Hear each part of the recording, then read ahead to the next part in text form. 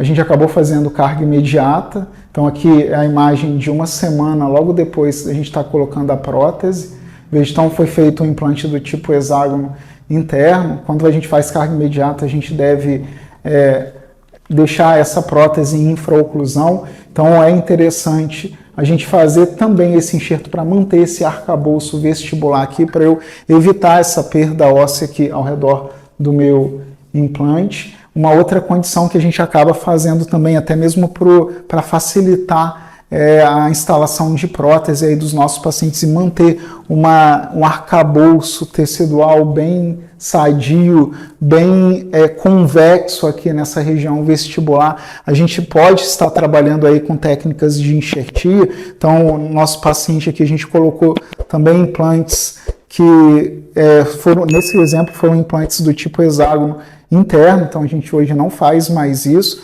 E aí, por meio de uma perda óssea que foi observada aqui, a gente fez uma regeneração. Essa regeneração foi usado também a técnica de PRF. Então, aqui você pode estar vendo a LPRF sendo utilizado aqui. E aí, com isso, eu acabo ganhando um volume tecidual para eu estar fazendo a reabilitação desse caso. Então, aqui você pode observar uma característica tecidual bem bacana, veja, para a gente fazer a reabilitação. Então, eu ganho um volume bem interessante para eu reabilitar esse paciente. E mesmo a gente trabalhando aqui com implante do tipo hexágono interno, eu consigo dar uma estética bem favorável para esse paciente. Só que o problema é a longevidade, né? A longevidade. Então, você tem que tomar cuidado com essa questão de acompanhamento. Será que daqui a 10 anos esse caso vai estar íntegro dessa forma? Aí você vai falar assim, mas daqui a 10 anos, né, já está tudo certo. Mas é interessante a gente manter essa integridade aqui, né, essa integridade tecidual, a gente deve manter essa qualidade tecidual. E aí hoje a gente vê que o implante do tipo de conexão Cone-Morse, ela me favorece muito na manutenção, porque no início é interessante, eu consigo dar uma característica dessa com hexágono externo e interno, mas e o acompanhamento? E depois de alguns anos, será que eu vou ter esse mesmo resultado?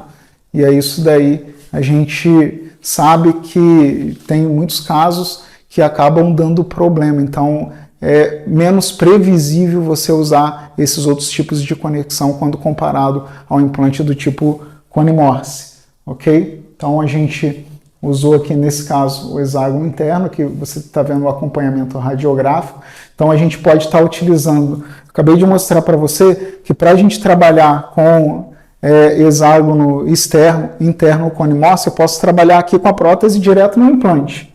São duas possibilidades, ou eu trabalho com a prótese direto no implante, ou eu trabalho com um intermediário aqui, com a prótese direto no implante, ou com um intermediário. E aí eu vou falar para você, então, que quando a gente usa o implante Cone-Morse, a gente acaba trabalhando com o intermediário. Mas por que isso? Por que a gente acaba trabalhando com o intermediário? Aqui é um intermediário que a gente acaba utilizando para a prótese unitária, que é o meu munhão. Tá? Eu vou mostrar na prática como a gente trabalha com esse componente. Então, eu tenho aqui o meu implante Cone-Morse, aqui eu tenho o parafuso de cobertura, a gente acaba removendo esse parafuso de cobertura para colocar algum intermediário desse, ou seja, a gente usa um munhão normalmente para prótese unitária, ele pode ser utilizado para prótese múltipla, mas via de regra a gente acaba utilizando o minicônico para prótese múltipla. Então, aquele caso que eu mostrei radiograficamente falando, que foi uma prótese múltipla na região anterior, a gente acabou utilizando o minicônico. Nós temos também o microcônico, onde a dimensão, o diâmetro desse componente é reduzido quando comparado ao minicônico. Aqui a gente tem um diâmetro de 4,8, esse daqui a gente tem um diâmetro de 3,5. O munhão, nós temos diâmetros também diferentes, de 3,5 e de 4,5, dependendo da área que a gente vai colocar. Via de regra, quando a gente trabalha em área estética, a gente acaba usando o diâmetro de 3,5 do munhão. Então, agora você sabe que existem duas possibilidades para a gente trabalhar aí com o componente protético no Cone-Morse.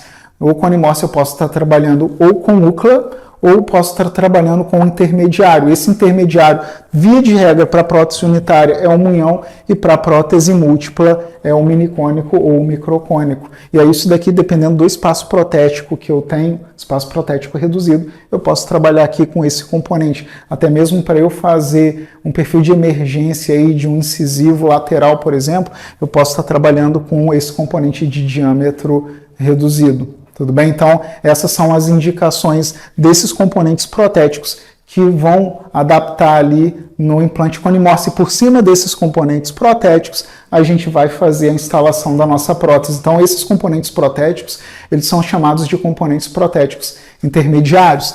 E aí, veja bem aqui como que a gente vai estar trabalhando. Então, mostrei para você o uso para prótese múltipla de minicônico. Então, a gente pode estar fazendo isso, essa é a imagem que eu mostrei aqui. Então, foram instalados 2 minicônicos sobre os implantes Conimorse para a gente trabalhar com essa prótese múltipla. Ou eu posso trabalhar com prótese unitária. E aí eu fiz aqui um caso de prótese unitária, onde a gente colocou aqui 2 munhões, ou seja, munhão a gente acaba utilizando via de regra para prótese unitária, e essa prótese unitária a gente fez primeiro a instalação desses componentes protéticos. Aqui são instalações de provisórios. Você vê que como que o provisório já dá uma característica tecidual bem bacana e estética para o meu paciente. Então essa é uma condição bem bacana. Então assim você vai falar assim, eu estou entendendo que você pode estar trabalhando em área estética com implante Conimorse. Olha só, eu estou entendendo. Você trabalha em área estética com implante Conimorse e você pode trabalhar também com UCLA, porque ficou meio confuso. Porque você disse que pode fazer com UCLA no Conimorse, ou você pode fazer com o intermediário no Conimorse. Só que o Conimorse, eu entendi que o intermediário que você utiliza para prótese múltipla é o minicônico ou minipilar, e para a prótese unitária é o munhão. Só que por que eu vou utilizar esses intermediários e não vou utilizar o UCLA? Porque o UCLA já vai ali direto no implante, eu já faço o parafusamento da minha prótese direto no implante. Por que eu não utilizo isso? Vou mostrar aqui para você que quando a gente trabalha com o implante Conimorse, aqui é uma imagem de microscopia eletrônica de varredura, onde eu consigo observar aqui, veja bem, eu consigo observar aqui o meu implante e o meu componente protético adaptado ao meu implante. E aí, se eu amplio essa imagem, eu quase que não consigo enxergar essa separação entre o componente protético e o implante. Isso daqui é até chamado de solda frio. A adaptação é tão precisa, mas tão precisa, que a adaptação do componente protético ao implante Conimorse virou uma solda ali, virou uma estrutura só, por isso que não tem gap. Então você viu anteriormente que eu falei que não existe a presença de gap. Então tem um selamento bem interessante ali desse componente protético. E aí, se eu faço um processo de função, onde minha UCLA sofre um processo de corrosão, aqui é até uma imagem bem... eu acabei exagerando aqui na imagem, lógico que não faz isso tudo, mas a gente sabe que tem uma alteração também do metal por conta do processo de fundição. E aí quando eu vejo essa mesma imagem, uma microscopia eletrônica de varredura, eu consigo verificar a desadaptação do componente protético ao implante. Então eu tenho essa desadaptação, e olha só o que eu estou falando, o meu implante está localizado lá dentro do osso. Eu tenho uma desadaptação lá dentro do osso. Isso daí pode gerar uma perda óssea, eu vou perder o benefício biológico da manutenção da estrutura óssea quando eu trabalho com um componente protético que não sofre esse processo de fundição. Então, quando a gente faz o uso do implante Conimorse, por isso que você vai falar assim, professor, você não usa UCLA no Conimorse? Em área estética, via de regra, a gente deve evitar. Via de regra, a gente deve evitar. Porque, olha só o que estou te mostrando aqui. Estou te mostrando isso daqui. Então, a gente acaba evitando. Ok? Mas, então, para que eles produzem UCLA? Uma é uma questão comercial.